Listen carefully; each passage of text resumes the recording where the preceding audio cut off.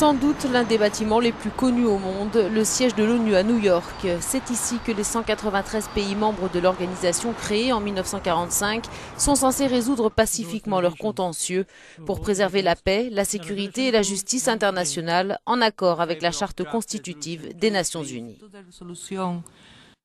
C'est à San Francisco qu'elle a été rédigée en 1945 lors de la conférence des Nations Unies sur la base des propositions de la Chine, des États-Unis, du Royaume-Uni et de l'URSS.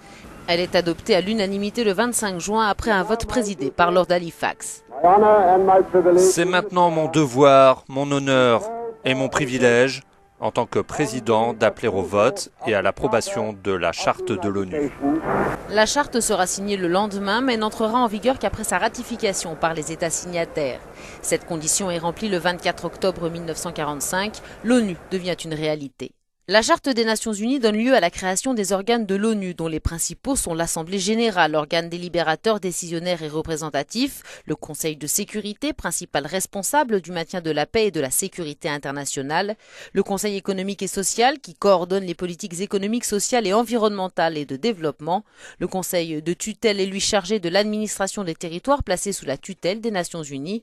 La Cour internationale de justice règle les différends et les litiges d'ordre juridique entre les États. Enfin, le secrétariat s'acquitte des diverses tâches quotidiennes de l'organisation.